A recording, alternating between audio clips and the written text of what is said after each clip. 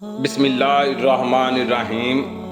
السلام علیکم محترم ناظرین، شاہ دولہ کے چوہے یہ ایک مخصوص اصطلاح ہے جسے خاص طور پر ان بچوں کے لیے بولا جاتا ہے جو گجرات پاکستان کے ایک مزار سید کبیر الدین عرف شاہ دولہ دریائے پر پائے جاتے ہیں۔ بے شک شاہ دولہ کے چوہے کہلائے جانے والے افراد ہمیشہ سے قابل رحم بھی رہے ہیں اور قابل احترام بھی، لیکن حیرت کی بات تو یہ ہے کہ انسانوں کا یہ خاص لقب کیوں دیا گیا کہ جس میں اشرف المخلوقات کو چوہے سے تشبیہ دی جانے لگی۔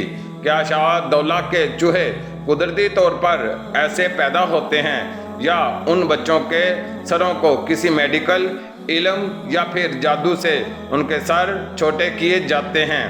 کیا ڈاکٹر جانسٹن کی یہ تحقیق درست ہے کہ ان بچوں کے سروں پر کوئی فولادی خول چڑھا کر جان بوجھ کر ان کے سروں کو چھوٹا کیا جاتا ہے؟ ان بچوں کو دیکھ کر کیا کبھی آپ میں جستجو پیدا نہیں ہوئی کہ یہ بچے کہاں سے آتے ہیں، ایسے کیوں ہوتے ہیں؟ ناظرین گرامی، 1087 ہجری اور 1554 عیسوی میں ابراہیم لودھی کی اولاد میں ایک بزرگ گزرے ہیں جن کا نام سید کبیر الدین شاہ تھا۔ یہ مغل بادشاہ شاہ جہاں کے دور کی بات ہے۔ چونکہ یہ بزرگ انتہائی نیک تھے اور ان کے سخی پن کی وجہ سے گجرات کے لوگ انہیں شاہ دولہ دریائی کے لقب سے پکارنے لگے۔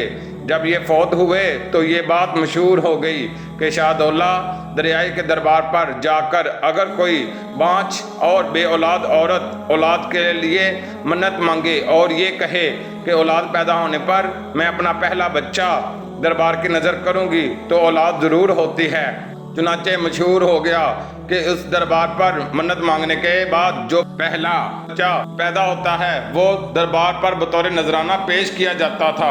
جب بچے کو اس دربار پر پیش کیا جاتا تو اس کا سر حیرت انگیز طریقے سے چھوٹا رہ جاتا، پر یہ بات سراسر غلط ہے۔ یہ خدا کی قدرت ہے، جس کو چاہے جیسا چاہے پیدا کرے، جس کو چاہے غریب کر دے یا امیر گھر میں پیدا کر دے۔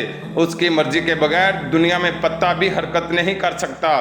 جب برصغیر پاک و ہند پر انگریزوں نے قبضہ کیا اور گجرات کے وائس رائے کرنل کلاڈ مارٹن نے اس دربار کے بارے میں سنا تو بہت حیران و پریشان ہوا اور اس نے فیصلہ کیا کہ وہ خود دیکھے گا کہ کیوں عورتیں اس دربار پر بچے چھوڑ کر جاتی ہیں۔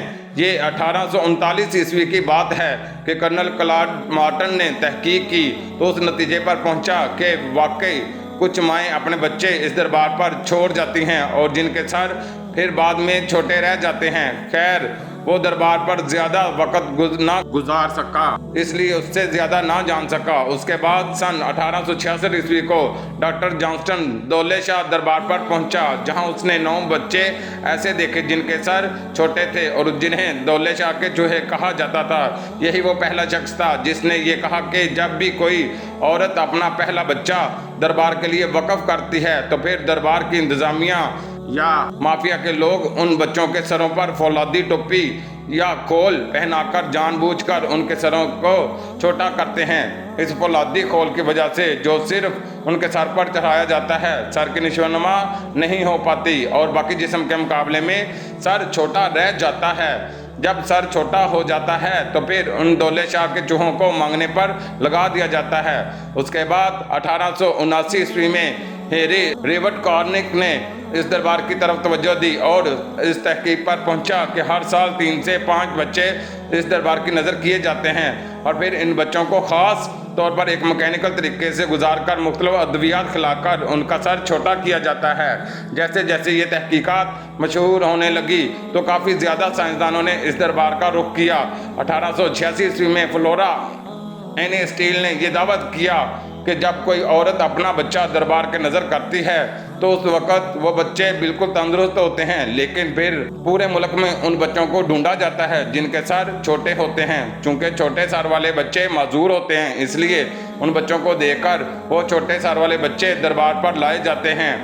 1902 عیسوی میں کیپٹن ایونز نے اس دربار پر لمبی تحقیق کی اور تفصیل لکھا۔ 1902 عیسوی تک دربار کے ان چھوٹے سر والے بچوں کی تعداد 600 تک جا پہنچی تھی۔ कैप्टन एवंस ने यह दावा मुस्तरद कर दिया कि बच्चों के सर खुद ही ज़बरदस्ती खोल चढ़ाकर छोटे किए जाते हैं। कैप्टन एवंस ने यह तय कर लिया कि वो इस थ्योरी को गलत साबित करके रहेगा। खैर, बहुत से तजर्बों के बाद उसने ये लिखा कि ये 600 बच्चे एक बीमारी का शिकार हैं जिसे माइक्रोसेफेलिक कहा जाता है, और इस बीमारी से मुतासरा बच्चे हर मुल्क में पाए जाते हैं। लेकिन दौले शाह का मज़ार इन मुतासरा बच्चों की पनाहगाह बन चुका है। उन्होंने मज़ीद लिखा कि जब भी पाकिस्तान में कोई बच्चा माइक्रोसेफेलिक पैदा होता है तो उसके वालिदैन जानबूझकर बच्चे की मजदूरी से जान छुड़ाने के लिए शाहदौला के दरबार पर छोड़ आते हैं, और फिर दरबार पर मौजूद फ़कीर या वहाँ का माफिया उन बच्चों को टोलियों में मुख्तलिफ शहरों में बेचकर भीख मंगवाते हैं और उन पर बहुत जुल्म किया जाता है। बेशक ये बच्चे पैदाइशी तौर पर मजदूर पैदा होते हैं। माइक्रोसेफेलिक एक ऐसी बीमारी है कि जिसमें सर बाकी जिस्म के मुकाबले में निशानमान नहीं पाता। ये बीमारी माँ के पेट में ही बच्चों को लग जाती है, जिसकी बड़ी वजह डॉक्टर्स ने ये बताई है कि औरत हमल के शुरू के दिनों में ही काहिल या सुस्त पड़ जाती है। वैसे ये अल्लाह पाक की तरफ से ही क्यों इंसान अभी तक इसका इलाज नहीं ढूंढ सके। 1969 ईस्वी में पाकिस्तान के क़याम के बाद महकमा औकाफ ने इस दरबार को अपने निगरानी में ले लिया और सख्त पाबंदी लगा दी कि कोई भी वालिदैन अब अपना माजूर बच्चा इस दरबार पर नहीं छोड़ सकता। लेकिन इस पाबंदी के बावजूद भी इस वक्त उस दरबार पर तकरीबन 10,000 से ज़ायद बच्चे मौजूद हैं जिन्हें शाहदौला के चूहे पुकारा जाता है। पाकिस्तानी डॉक्टर जैदुल हारिस के मुताबिक अब भी उस दरबार पर एक गिरोह मुतहर्रक है कि जो पूरे मुल्क में मौजूद ऐसी बीमारी में मुब्तला बच्चों के वालिदैन से रब्ता करके उन बच्चों को दरबार पर ले आते हैं और फिर उन मासूम बच्चों को भीख मांगने के धंधे में मुलव्वस कर लिया जाता है। हमारे तोहम परस्त माशरे में एक ये ख्याल पाया जाता है कि दौले शाह के चूहों को अगर भीख ना दें तो बदबख्ती आपका मुकद्दर बन जाती है।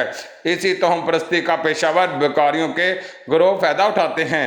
नाजरीन ग्रामी, सोचने समझने की सलाहियत से महरूम होने के बावजूद दौले शाह के चूहे किसी को बुरा नहीं चाहते, लब पे शिकवा नहीं, दुआ रखते हैं। सज़ा सहते हुए भी जज़ा रखते हैं। मरीज़ हैं मगर दवा रखते हैं। बे आवाज़ हैं पर सदा रखते हैं। नाजरीन ग्रामी, ये छोटे सर वाले बच्चे बस पाकिस्तान में ही नहीं पैदा होते बल्कि ये सारी दुनिया में पाए जाते हैं। उनकी पैदाइश कुदरती तौर पर ऐसी होती है। इंसान किसी की शक्ल सूरत नहीं बिगाड़ सकता। ये खुदा ताला ही है जिसको चाहे जैसे चाहे पैदा करे। ये याद रखिए कि अगर अल्लाह ने ऐसी औलाद किसी इंसान को दी है तो वो उसके लिए एक आजमाइश होती है, और बेशक अल्लाह अपने महबूब बंदों को आजमाता है।